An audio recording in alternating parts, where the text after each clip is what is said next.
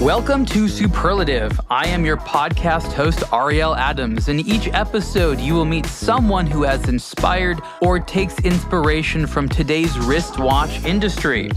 Every week, let's dive deep into the world of crafting exotic timepieces, from the people who dream them up to the people who dream of them. It's time to get started and meet today's guest.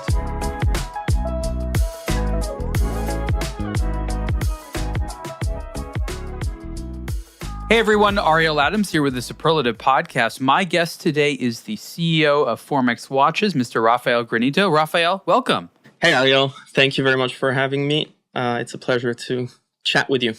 You're someone who has a lot to share with people because your brand Formex does a lot of things and in a lot of ways is a success story. So I've been trying to think about how we, in this first conversation, can get out some of the interesting things that you do. Because we were speaking a little beforehand, of course, we know each other. But like really when it comes to like cool stuff that small watch brands do, Formex does a lot of them. And I'm just curious why, in your opinion, are you able to do so many things that other brands would like to do just one of? I guess that comes down to my background in the watch industry. So I grew up in our family's company. My dad founded a business called Dexel, which has been, developing, supplying, and manufacturing and supplying watch parts, mainly related to the outside of the watch, so cases, bracelets, and clasps. He really started with clasps, and he's always been tinkering to find new systems, micro adjustments very early on, when nobody was talking about them yet. Nowadays it's all the rage. Thankfully, which I think is a great thing. But so I came up in his company as a product developer. So I'm pretty early on. I think I started working there full time when I was 19. And that really gave me a look into how development is done, how manufacturing is done, prototyping, all these steps. And only later on, I got in touch with one of the founders at Formex, who kind of wanted to pass on the torch. And that's how I got involved with Formex. I took over in 2016 and kind of applied what I've learned at Dexel to this little small watch brand that was kind of dormant at the time I stepped in. And this really gave me a perspective on how to develop a watch that is not purely design, and then we try to manufacture something around that design, or creating a very nice looking dial, a nice looking case, and then there's a bracelet we should still put on that watch. So the bracelet was kind of something that was not an afterthought, and was something that we really included into the design and the function of the watch right from the beginning. So I guess kind of my background of my dad's company, and also the engineering power without which we couldn't have done what we're doing today. Let's unpack some of that, because there's a lot of interesting things in there. I'd like to talk about your father's company, but more specifically, your decision at 19 to start working there. It is quite common in my experience in Switzerland, especially when someone's parents have a company, to not work at the family company right away, maybe go somewhere else, maybe eventually come back.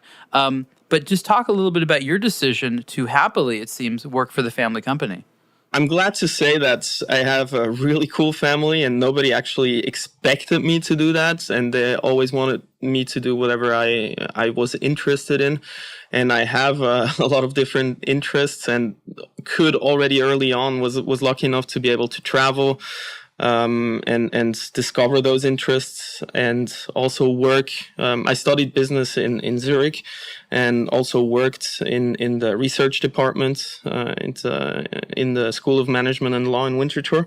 So I did some other kind of work. I worked as a kite surfing instructor. I was working at a dance school, and everything before I was 19. So I got a real broad coverage of different jobs that I already covered. And then that led me to the decision that, I wanted to join the business because it was a very nice business. I was very proud, still am very proud of my dad for what he's accomplished. And it was a pleasure to actually join the company. And I was always interested in watches, not really as a collector or as somebody who enjoys watches necessarily only wearing them, but really, fell in love with the process of developing, designing, and manufacturing all of these things. So this is how I got into it and why I made the decision to join the family business. I want to talk a little bit about the sort of ecosystem of suppliers and then specifically about clasps, because this is an interesting sort of micro niche. It's a world unto itself, but it's something which is a niche within a niche. Being a supplier to watch companies is one thing, but what people don't realize is that suppliers specialize into very specific parts that tend to be hard to make, that brands themselves would have to undergo a lot of investment and skills to produce. It's a lot cheaper to have a specialist do that. And so Switzerland and some other places around the world, and Asia, of course, as well, has a variety of companies that do the things that you expect, the dials, the hands, the cases, but then the things that even are more specific, things like movement parts, but then clasps. And clasps is one of those, I don't know, I mean, how would you describe it? Maybe your father or someone in your family had a joke about it, because every watch needs it, but it's sort of one of the last things that maybe a product designer tends to think about. But tell me some of the jokes about the clasp. There's got to be some. Come on. Well, I don't know if I know jokes necessarily, but as you rightly mentioned, the smarter manufacturers or brands actually rely on specialists for any given component. So, maybe as a customer, you see it as a prestige if a brand makes as many parts of their products in-house. But as an industry insider, you would say that's kind of suicide to try to do that, and is not necessarily the most practical, and in the end not the most qualitative way of doing things, because there are people like or companies like Dexel, for instance, who have been specialized in clasps, bracelets, and cases, also in all kinds of different materials. We, for instance, did the first full ceramic clasp where literally every component except for the pins are made of out of ceramic. And so it would be kind of naive to think that a brand could do all of this, or even wants to focus all of the energy we've put into these components into their own production. And we've seen it over the years that a couple of brands, kind of said, oh, maybe it's a matter of price, and they try to go off and do it on their own, or used other suppliers to try to kind of recreate what we've developed. And they always tend to come back after, maybe a year or two of having some misadventures with that. They always tend to come back and say, okay, you guys can do it. Well, this is the story of every supplier which has ever existed, is if you do your job good enough, then your clients think that they can easily do it themselves, and then they try to, and then eventually they come back because they realize that was a bad idea.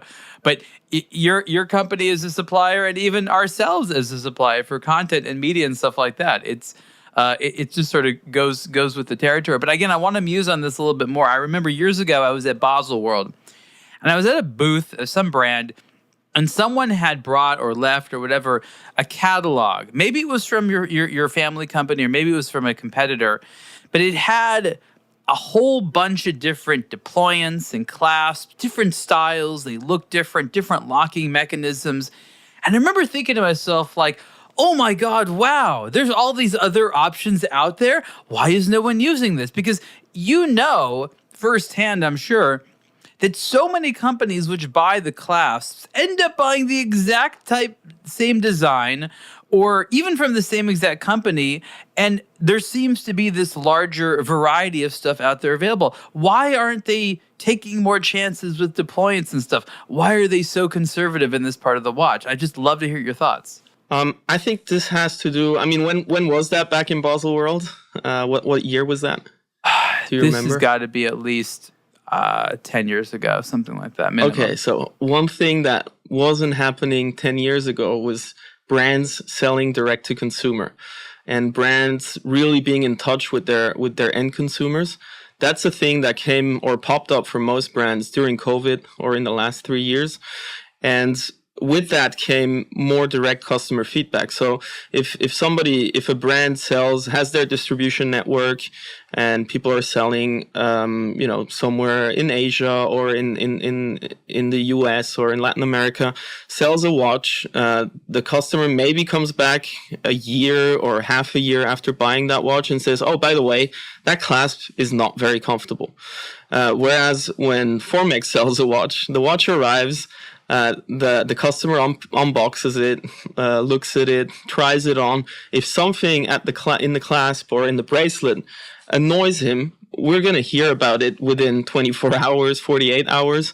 And I think this happened to a lot of brands, which is why they took customer feedback more into consideration and more quickly into consideration. So customer feedback became something that entered the development loop more closely and more directly. So this is something that we definitely didn't see 10 years ago, which is why maybe more brands thought, oh yeah, that clasp, we're okay with the price, it works, it doesn't open, and even if it's not the most comfortable one, we're going to continue with that. But nowadays, customers tend to be so loud or have a louder voice through the Facebook groups, the forums, or even on a blog to watch. You read the comments. Everybody has a very strong opinion about a lot of things. So I'm pretty sure that the smart brand managers go down there and read it.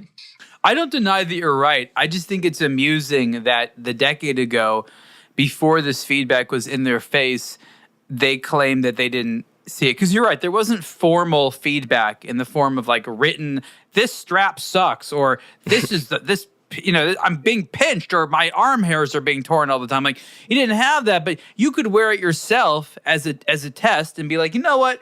It hurts my hand. I think it'll probably hurt someone else's hand too. It's like they couldn't do that leap in logic. Unless somebody paying money for it actually complained, they wouldn't change a thing. And what does that say about the Swiss watch industry? I'm curious. Well, I'm not here to hate on it, obviously, but it's not hate. What does it mean? It's interesting. I think it's also a function of competition. Like if everybody keeps using that same clasp, why would you change it, or why do you have to change it? And not all of the brands are like that, because we have customers. Customers of Dexel, so watch brands using our micro adjusts, something that you would find in the reef, in our reef model, in the steel bracelet.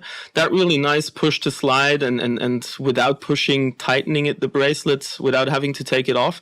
We had one customer brand who have been using this since 2009. So that didn't make any waves back then, but I'm sure the customers appreciated it. And they had it on their rubber strap mainly, not on the steel bracelet. And so I don't know what happened there, or why they didn't recognize that this would be a cool feature for a metal bracelet, especially for a metal bracelet that is less flexible than a rubber strap. So I don't know what happened, but that's how it is. And it's interesting to know. Look, this is an industry that has transitioned from the market tells us what to make and we make it and that's what we do, to the market's telling us nothing. We know we can make cool stuff, but we don't know what. We have to invent something.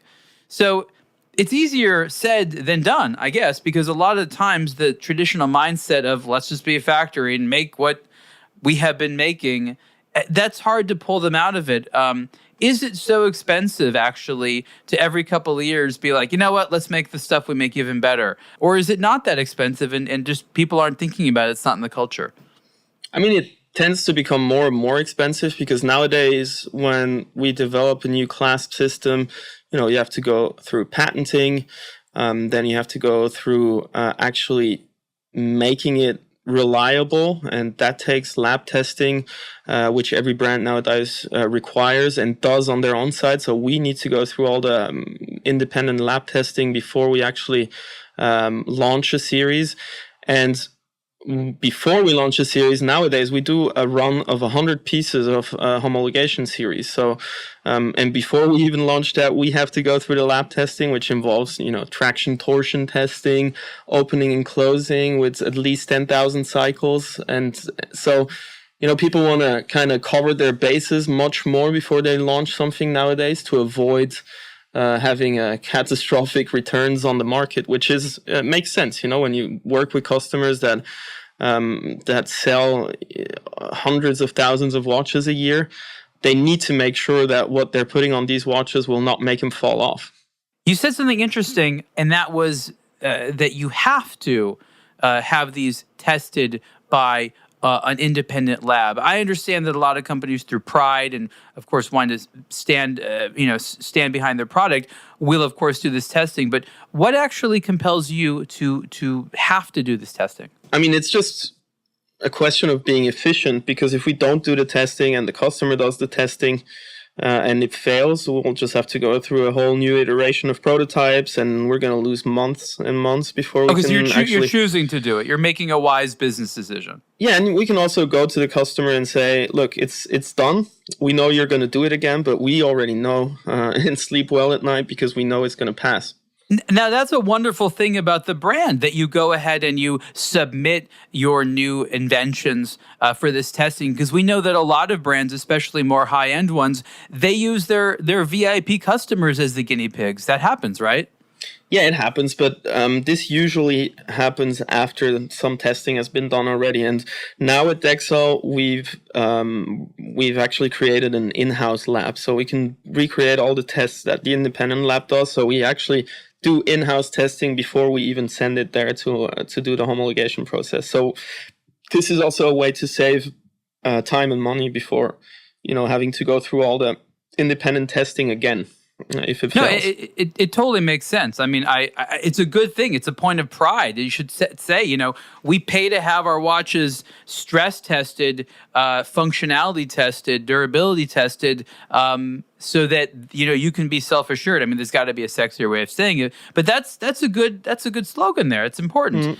Mm-hmm. And what happened also now sorry for cutting off. What happened also with Formex is that we've usually. I try to implement, my dad's new inventions or our own new inventions. We implement them. Obviously, we do the testing required, but then we go to market first with those innovations, like our new quick release system or things like new micro-adjust systems. We go to market with Formex, and we actually already have a finished product. Back in the day, we would go to the customers and show them prototypes, or we've made a clasp that already corresponds to their case design with their logo on it, and that looks kind of like a finished clasp. But now we can actually go there and show it on a finished watch, coherent system integrated in a finished, very nice looking watch. Tends to be more convincing as well. And one of the things that is interesting about Dexel is that most suppliers actually co-develop with their customers on request of the customer of the watch brand. And my dad has always been the inventor and tinkerer that actually comes up with an idea, has an idea about which brand he's going to speak first with his new idea, creating already prototypes that work before they even know that system exists, and actually goes and tries to sell the product like that. So this is something. We've always had much more engineers or engineering power that a company of our size would typically have, because there's always this ongoing development and tinkering for something that is not actually on the market or has no market requirement. So it's kind of like creating a need on the market by new inventions. That's such a good point as well. And your father's company, your family company, is one of a few. There are others, but you're right. Most suppliers do not have this type of, we'll call it imagination, but there are the tinkerers out there, and there are a few really great ones. And these people, they pitch to brands. So sometimes you think of a brand having come up with their own idea, and that's not true. A smart and enterprising supplier will be like, hey, we came up with this awesome idea. I thought about you first. I think you should check it out. If you don't want it, somebody else is. But this is going to be really cool. And of course, not all the time. But this is the genesis of a lot of great products, isn't it? Yeah, it is. And back in the day, I remember even before I worked at my dad's company, I would kind of go with him to Basel World. And I remember that's many years ago. Remember him having the latest development in his pocket as a prototype, and visiting brands to casually pull it out of his pocket and showing it to them. And I remember loving watching his face and the customer's face when they actually saw something really innovative. And him being proud about showing it. So that was really cool to see back in the days. That's awesome. At some point, I want to go and see like the Museum of Clasps, because I think there's got to be some there that are so interesting, so cool. There's so many problems in the clasp system. I mean, again, I don't want to like nerd out about it, but so often an uncomfortable watch will come down to something related to the buckle, and the Ardion, or pin buckle as they call it, is very difficult to improve upon. There are other things that are improvements theoretically, or that don't wear out a strap as much, but there's this whole world that isn't really discussed here. People interact with the clasp far more than they interact with the crown or the watch head. It's probably the most solicited component of your watch. So it shouldn't be an afterthought for sure. Yeah, but it's so often this thing. They're like, oh my God, we have to buy a strap and a clasp as well. And you've seen this as well. You've seen these watches where like it doesn't even look like the watch head and strap should be in the same price category, right? Like, forget the fact that they don't match. It's like, was this an accident pairing these things together? Like, you even today, you still see this a lot. Doesn't it make you laugh? It doesn't make me laugh. I mean, I get the pains and struggles, especially of we small have different brands. senses of humor. Obviously it makes me laugh, but I don't want to laugh about it because I respect whoever ventures out and tries to develop and manufacture watches, because it is quite hard to do. And so when I especially see it on smaller brands, and I have experience with a smaller brand since Formex is not a huge brand yet. And I can see why somebody would, buy a pin buckle off the shelf. It's obviously cheaper and easier. And maybe the manufacturer has something ready to go that doesn't cost much, but is proven on the market. So maybe it doesn't look like it matches the watch case that much. And I actually think that is a very important point. And customers like you, the nerds and the experts, will definitely notice if, like all of our Formex clasps, if you look at it, you'll find design elements of the case or even the dial on the clasp. So I think that, goes together and should be considered when developing something. Do you want Formex to be a big brand? Because you said we're still a small brand. We're not a big brand yet. I mean, I know these are playful terms, but I'm just out of curiosity. Does it make more sense for Formex to be about the same size it is and be sort of an interesting playground for elements of the supplying company? Or is there something to be said about growing Formex into a much larger company? I mean, honestly, I'm a bit along for the ride for this. I don't have huge, numbers planned or anything. We're a healthy company right now. At this size, we've been a healthy company for a couple of years. So it's nice to see it growing because it's my baby, and we're all working very hard for it to do well. So it's nice to see it growing, but I don't have numbers in my head where I say, I'd like to be making 50,000 watches in 5 years.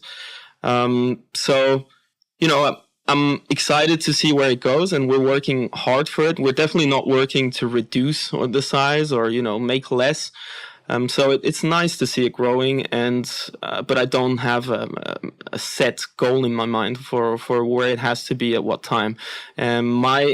The importance for me is for, everyone, or at least most people here, to be happy and proud about working with us.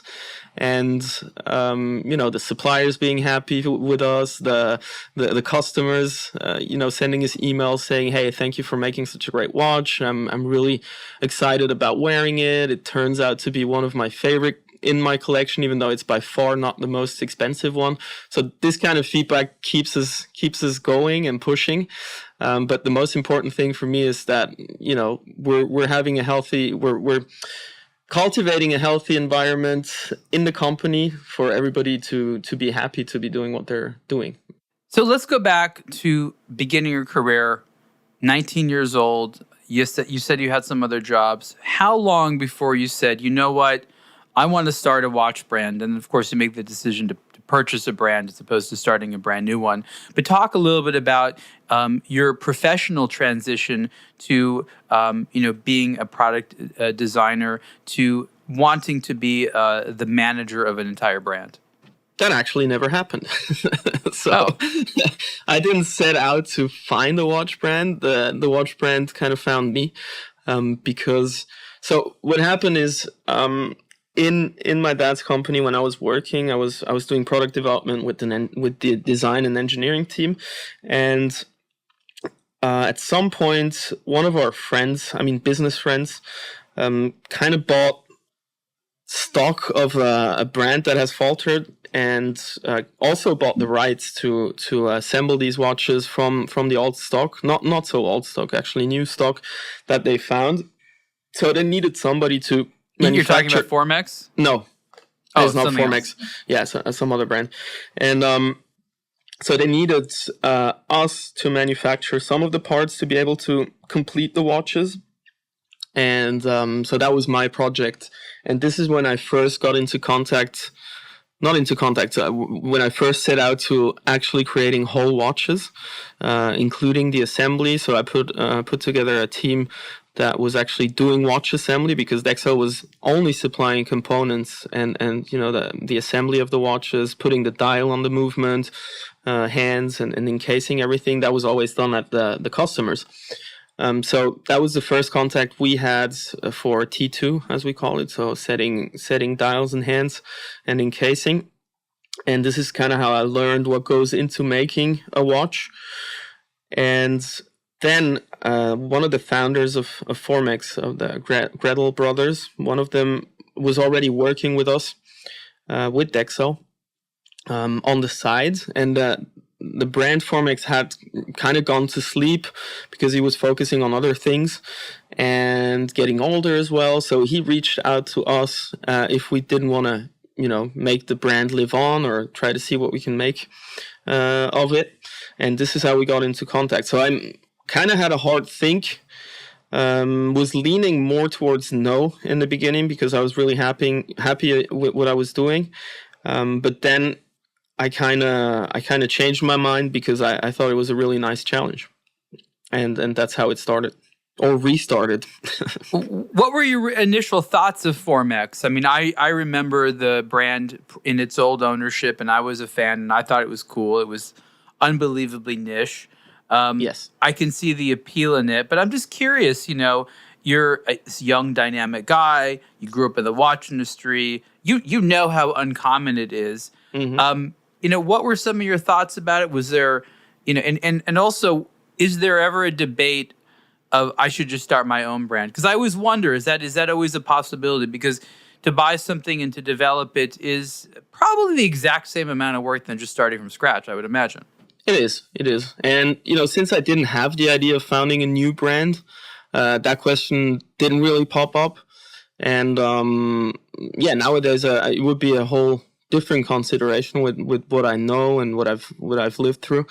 And, yes, back then it just didn't, enter the question or enter into the whole decision-making process. And to be honest, I had no clue about how to sell a watch. I knew how to make watch parts. I knew, had learned how to make watches. And, but I didn't know anything about distribution. I didn't have any contacts. I didn't, the old distribution network Formex had built up, and that was kind of blossoming in 2005. That was already more than 10 years ago by the time I stepped in. Had kind of, a lot of them weren't around anymore. The retailers weren't actually selling anything anymore, or not paying, when you shipped stuff. So I basically took a year to analyze the whole brand. and then also analyze possible distribution channels, knocking at a lot of doors. But since I didn't have any contacts or any knowledge about how these things work, I came up with, not the idea, but I came up with the decision of going direct to consumer, which brought a couple of advantages. But yeah, boy, did we wake up about how hard it is to sell a watch of a niche brand that not many people have heard of. So yeah, it was a very steep learning curve from the beginning, and honestly, every day still is. And I think that's also what makes it so exciting. I'm really excited about learning new things every day, and this is what keeps it spicy. I try to give people the example of imagining a retail store in the middle of space. Because a retail store in a city on a street is going to naturally have some footfall, people walking by, cars. Without doing anything special at all, there's going to be people seeing the place and knowing about it, and a couple of people coming in. And if you're halfway decent, you'll develop some relationships. When you have a digital store on the internet, there are no roads to it unless you build them. There are no streets that just naturally happen to go by. It's not at any intersection anywhere. And so you have to consistently create reasons and awareness to your website. And it is a challenge that I don't know that most people really understand. Now that you sort of understand it, what would you say to some people who are about to go into this and need to consistently build these roads to their digital domain and space?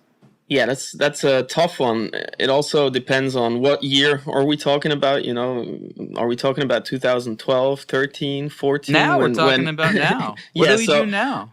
Right now, things are a bit more complicated and expensive. When you're talking about 2013, 14, Facebook ads were basically thrown at you. It was way easier to track things and to measure performance than it is nowadays. So, nowadays you kind of have to throw a wide net to capture some brand awareness and then funnel that down to in the end conversions and purchases. So I'm by no means an expert on that, but I've learned my fair share over the last couple of years. But the most important thing that I've learned is that there is no recipe for that, and there's also no way of exactly measuring everything. And yeah, that's basically my advice is to try to find your place in the market with your brand, and try to create something that not everyone else is doing, because that's not going to work. And obviously creating awareness in the press and in outlets, like a Blog to Watch, and where outlets that actually attract millions of readers a month. So yeah, that's definitely something you should do. But there is no recipe for online marketing, especially in luxury items that basically nobody really needs. It's not like we're selling food or a toothbrush or shower heads that in the end everybody uses every day. But we're selling something at a premium that your customer needs some disposable income to be able to afford. So it's all about selling emotions also, and making customer want to be part of the journey of the brand. Hi, this is Ariel Adams, founder of A Blog to Watch, with a message about eBay. I visit eBay daily and have been relying on eBay to learn about and acquire watches for more than 20 years. Did you know that you can now buy watches directly from brands or their authorized dealers on eBay? Timepieces coveted by watch enthusiasts from brands like Zodiac, Laco, Parallel, and more are part of eBay's Certified by Brand program. Here's how it works. Luxury names are partnering with eBay to bring brand new and pre-owned watches and other luxury accessories directly to you. Certified by Brand includes a minimum 1-year factory warranty for watches and offers an unprecedented selection of new and used watches directly from the source, all with the peace of mind you can expect from eBay. Visit ebay.com/certified by brand for more information. I also think that a company like Formex is in a very advantageous position with the ability to make decisions very, very quickly. The luxury watch space is dominated, at least financially, by large, conglomerate companies, groups that own multiple brands. Some of them are publicly traded, and they do not pivot very quickly. Yeah. But to come out with products that are interesting, to do last-minute marketing campaigns, to go to an event that you need to be at, requires a lot of rapid decision-making. And as you said, you don't really have metrics. You can't prove in advance.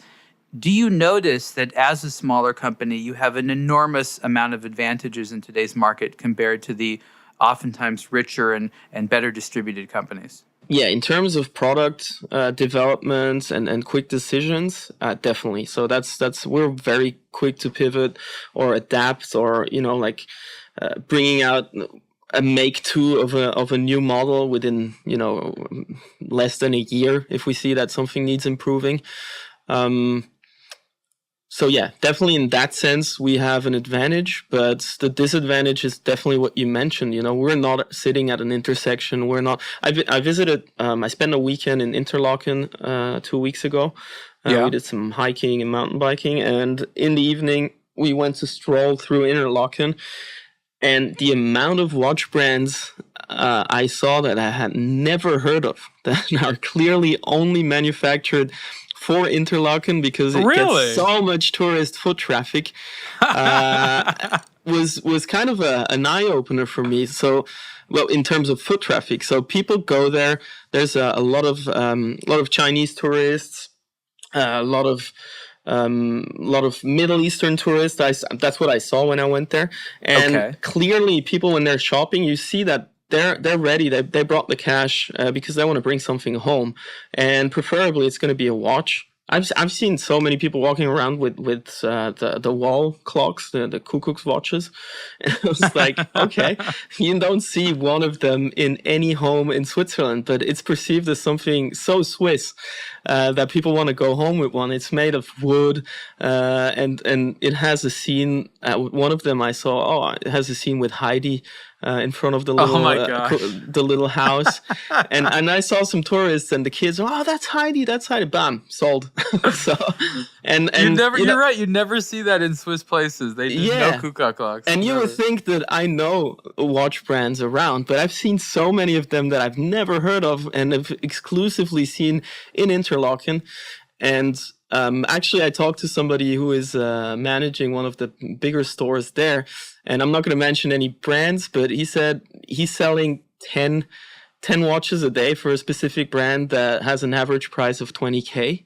And that must be one of the best-selling stores in the world for them. So, it's crazy what this foot traffic combined with a tourist attraction place like Interlaken, which is a gorgeous place, what kind of sales power that actually brings together. It was a real eye-opener for me, and might get involved or might have an influence on future decisions for me.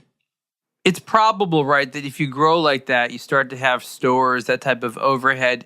That's why the prices start to go up to those levels they do. Because right now, you spend on average about $1,500. And you get a lot of product with the Formex. I mean, there's just no way around it. I mean, the price levels, even more than that, some less than that. I mean, there's a lot of watch for the money. But I guess it's true that once you start to have that larger brand footprint, you just necessarily have to charge more for your product, right?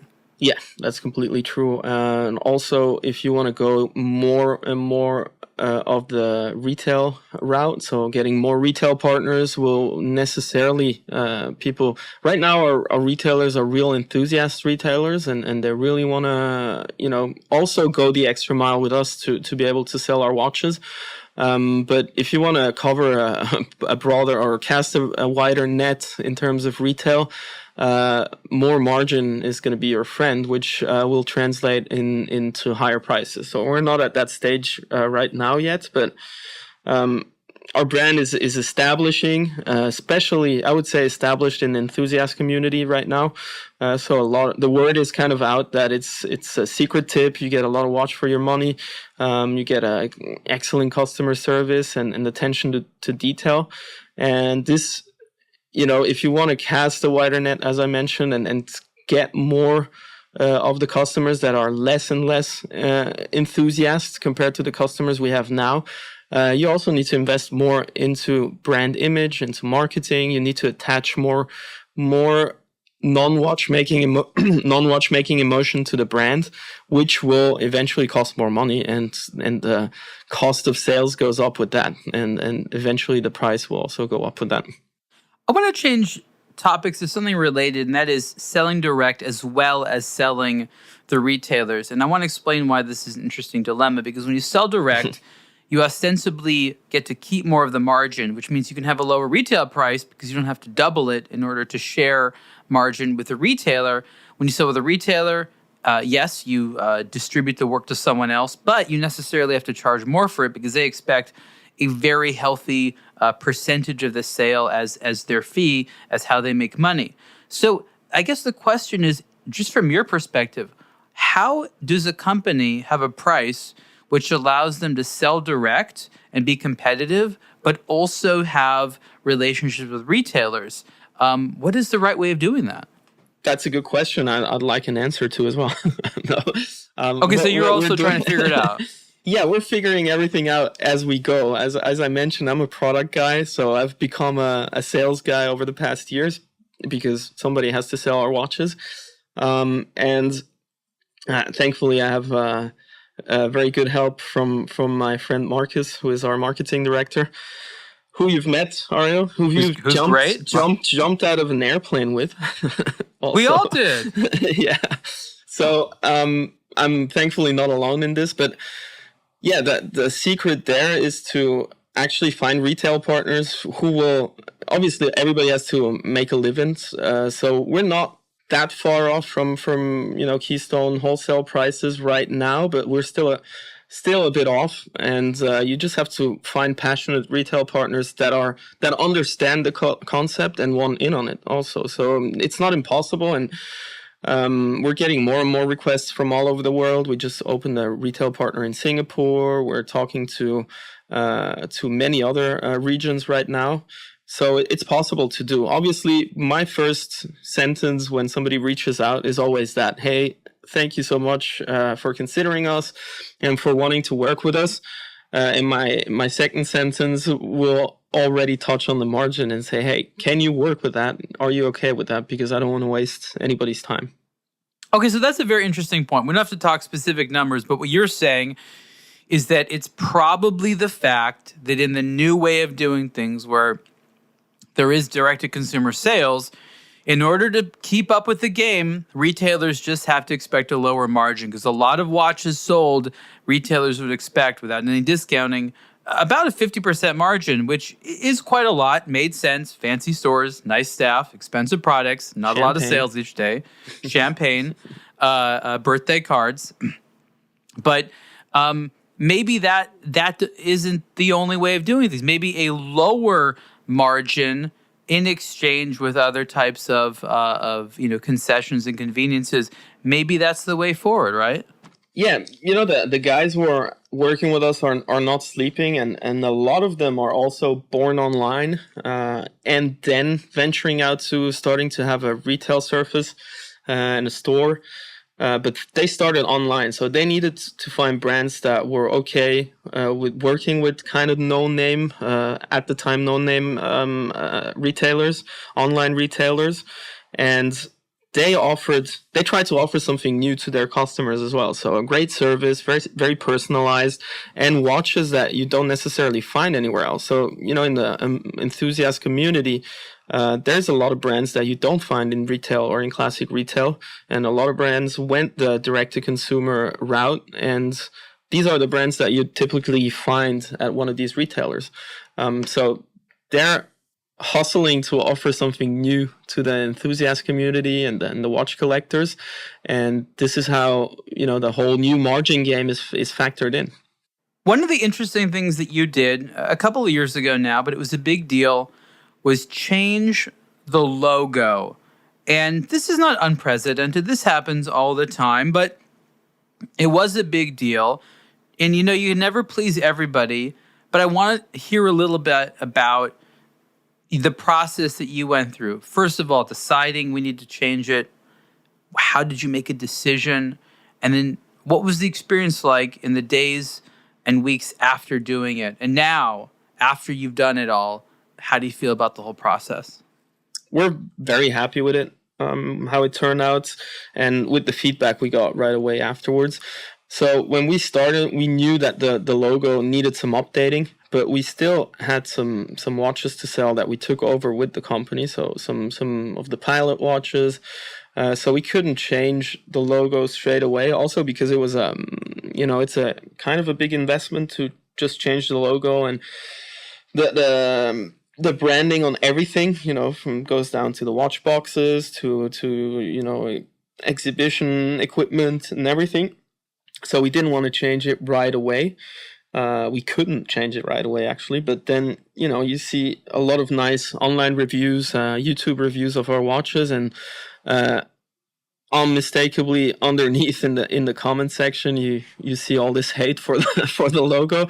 So that gets you thinking. But I wasn't a big fan of the logo. Obviously, you don't say that at the time to customers, but also wasn't a big fan. So we knew from the very, very beginning that will have to come at some point. And we did it. The first model that had the new logo was the Essence 39, which also became one of our best sellers.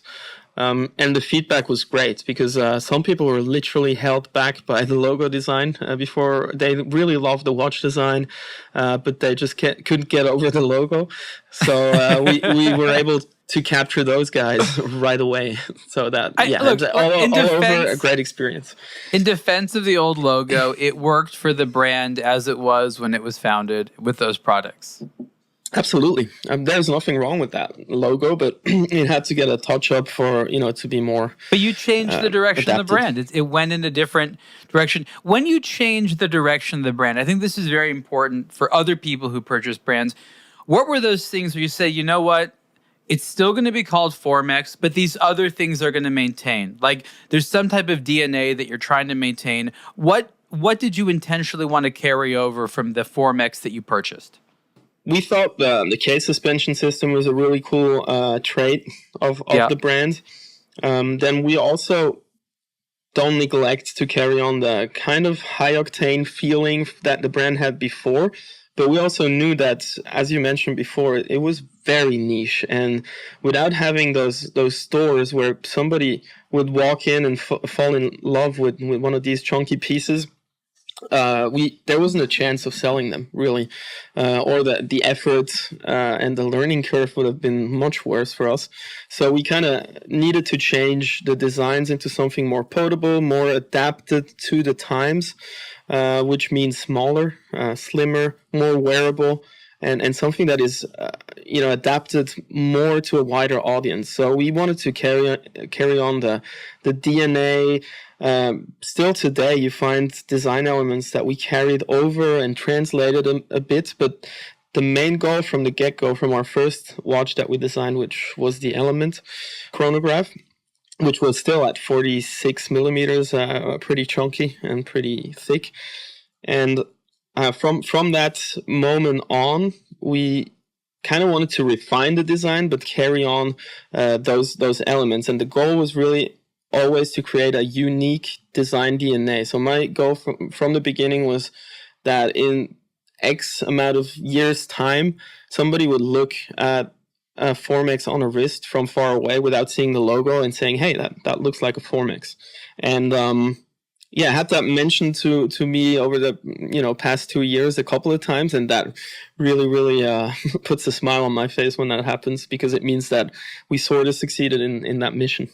It's just a very interesting thing to talk about for me, because obviously you have to go through this mental process, and people can get very stuck on it. I don't know what to carry over, or I have to spend, have to have a spirit quest to understand what this brand is all about.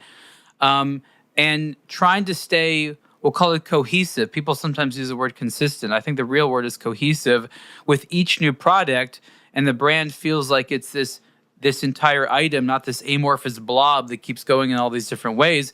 That's a difficult thing to do. How do you sift through all the feedback? Because I think the hardest thing being in a role like yours where you have this creative authority is every direction someone's telling you, Raphael, you got to do this, or don't do this, or you got to do this one right now in this color, in this way. And like, of course, you can't do it all. Sometimes the things are redundant. Yeah.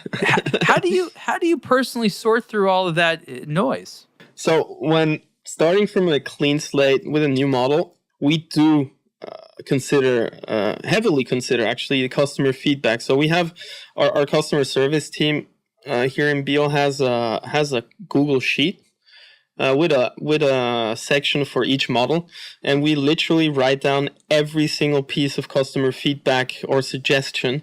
We write down every single piece, and if something gets repeated, it just gets a 1, 2, 3, 4, 5 times behind that feedback. And, in the end, you get a pretty clear picture of what people or most people want, or which customer suggestion gets the most votes.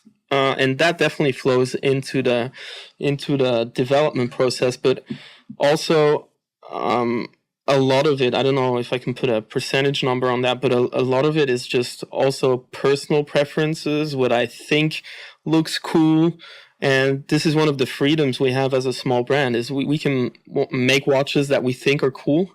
We don't necessarily only have to, see what's going to sell better or not. Obviously, we're in it to sell watches, so we also have some commercial considerations when we design something. But a lot of it is just our design, our free hand design that goes into it.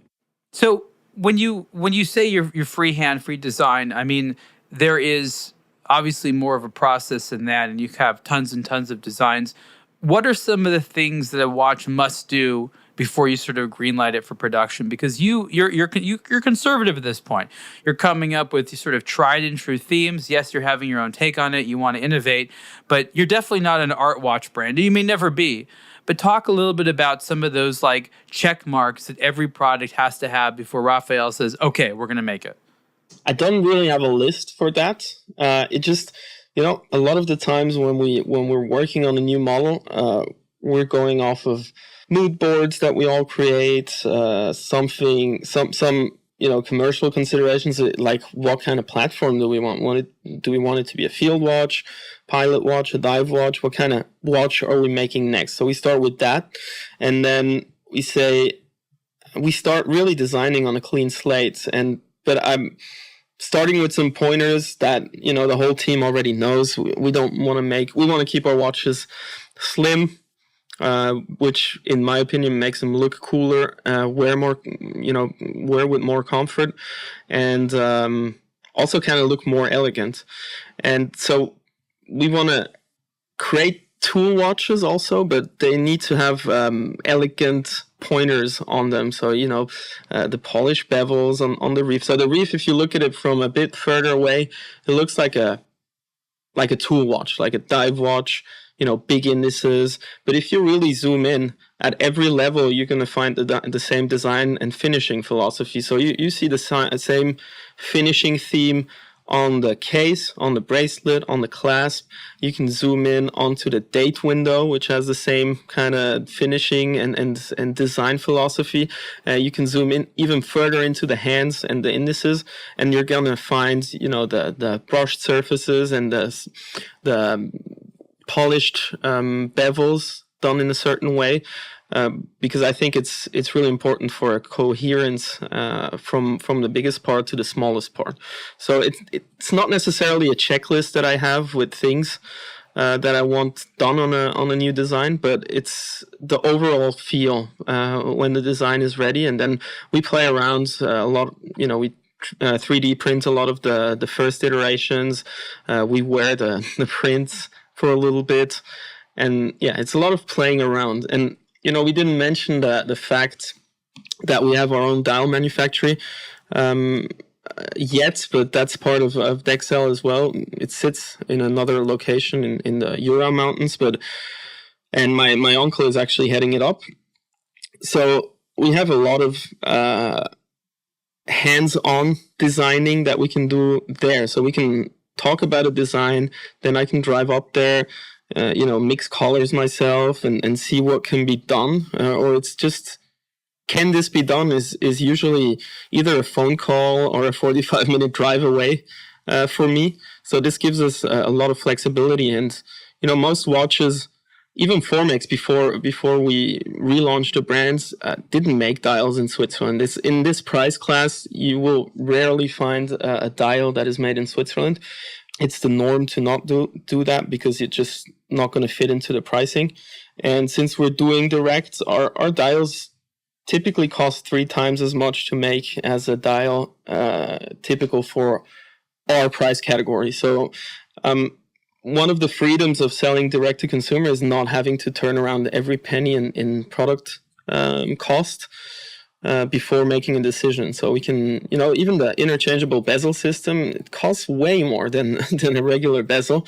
And most people don't actually think about that, how much tinkering and optimizing still nowadays, 2 years after we launched the interchangeable bezel with the Reef version 2, we're still tinkering to improve that and make it even better. So, as yesterday I spent my afternoon in the mechanics workshop on the lathe, turning new versions of the bezel to see how we can improve it. Now, are you doing that because you just sort of want to understand the process, or as the CEO, do sometimes you actually need to step in and be like, hey, we have some deadlines, let's move this stuff along, and you actually help? It's not necessarily about deadlines. It's about the ongoing process of optimizing. So I have to understand how everything is made in order to be able to improve it. Because if I don't know how it's made or haven't made it myself personally, how would I be able to improve it? And I don't want to be relying on other people to do technical improvements, because then it means I don't understand it and I'm going to be kind of dependent on other people all the time. And the best new innovation comes from understanding all of that stuff. So you kind of have to nerd it out sometimes, which I do with a lot of pleasure. I want to sort of just expand upon that.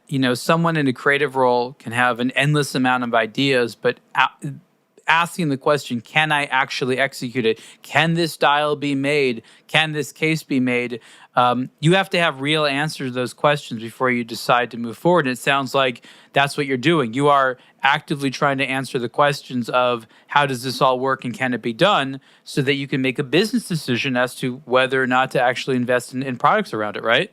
Yes, and the sooner you get these answers without having to send a chain of emails around the world, the more efficient and also the better your product is going to be quicker. So, from the experience we've gathered over the past couple of years developing different models, we already know how to avoid some pitfalls, some, alignment issues that, customers take for granted, because in the end on the product, something is not aligned. They're going to be like, what? I spent $2,000 on this and they can't even align it. But in the end, it comes down to tolerances in production of, maybe eight components. And the tolerances on case components, for instance, are, 300th of a millimeter.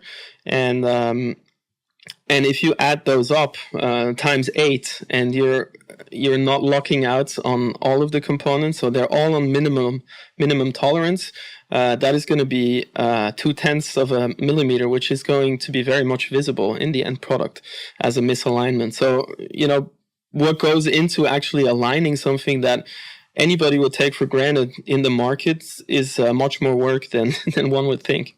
And knowing these things as you go into designing a new model can save you a lot of time and headaches. I think this is what you want the CEO of a watch company to be thinking about, right? Like not the next event that you're going to sort of like sponsor, but like the tolerances and the alignment and all these things for the product. I mean, that is really a good sign. I guess the last question we have time for relates to something that I think that you've also done wise, and that is really limit the number of movements that you use. You have the GMT version of the Reef as the watch with the additional complication, but for the most part, the watches are time only or time with date. You have a lot of variety in the collection, sizes, cases, colors, materials, but you've sort of realized that most people just sort of want the time and the date. Talk a little bit about that strategy where you've sort of focused on that area of simplicity as a way of streamlining things. This stems from the business side of things. So obviously I'd like to have much more different complications and everything, but in the end, the movement is the most expensive part of the watch, usually, especially ours, because we get them fully decorated and chronometer certified. That if you take a SW200 from the standard version of it to the version we're getting, it's more than double the price, or just about double the price. Yeah. So that's a lot of inventory cost. So you kind of have to streamline that in a business in terms of the business side of things. But the creative side of things obviously wants to more variation. Customers also ask for, but actually the movements, nobody really asks for more variation in the movements aside from requests for chronographs. That might or might not come. But so this is really, being business smart about your inventory, because you can't have 2 million worth of inventory with that matches your revenue or whatever it is. So you have to be kind of smart about that, and it also requires creativity to make more of it with less variation in movements. So I just want to add a little bit of context here, which I think is interesting historically. And this has not been the fact for, 25 years now. But in the 1980s and 1990s, a lot of smaller brands would try to distinguish themselves by having like a bunch of versions of the same watch with different complications. So they would choose like this platform, and they would just shove as many movements in there as possible, as though that would help them sell more units. And maybe at a time it did. And I think of Alan Silberstein is a perfect example. Like, so many freaking complications that this guy went through, just and it was because apparently the market wanted it. There's a small brand called Zemex that I like. I don't know, they're maybe still around, I don't know. And they had, again, just this enormous variety of complications with some of the same designs. Even Mont Blanc watches did a lot of that type of stuff. So you had this particular business philosophy then, which was like the market wants complications. Give them more complications. Today, like you said, it's like, whoa. I know they're cool, but they're expensive. And do people really want them? And honestly, most people don't. Even people that own chronographs, they look cool. They're fun to play with. But usage, reliance on the chronograph complication is de minimis. Yeah. It's fun. It's good that you mentioned that, actually, because in Formex we had the same case. I mean, before I started, they also kind of went with that philosophy. Before we stepped in, we had the same case size for the chronograph, 70, like a Valjoux movement, 70-50, and the same case for SW200 movement, which kind of gave a huge space between the glass and the dial, which I always think doesn't look so cool. But having or limiting the calibers that we use also gives us the power, or, for me, it's a requirement. We want to design the watch around the movement for everything to fit very snug, and to create a slim watch, to create something that really looks like it's built around the movement. And you can't do that if you need to stuff in 4 different calibers into one case that is identical. Raphael, we're out of time. Where can people find you and more about Formex on the internet? So you can find us on formexwatch.com, on Instagram, also formexwatch. Please give us a follow. And we have a newsletter that when you're part of when you subscribe to the newsletter, you actually get a pre-release before even the press reports about new releases, and you have 24 hours to order before the watch even gets released. So that's a little advantage of being part of our newsletter. And for the folks that use Facebook out there, we have the Formex Watch Club, where our owners and friends post pictures with their newest Formex, and where we exchange between the brand and the customers. Lots of ways of engaging with the brand. Thank you so much. This has been the Superlative Podcast with Raphael Granito of Formex. Raphael, thank you so much. Thank you very much for having me. We hope you enjoyed this episode of the Superlative Podcast. This show relies on support from you, the audience. Please subscribe, review, and share Superlative with your friends. To get the latest watch news and enthusiast commentary, also listen to the Blog to Watch Weekly podcast. For show ideas, comments, or business, please contact us at podcasts@ablogtowatch.com.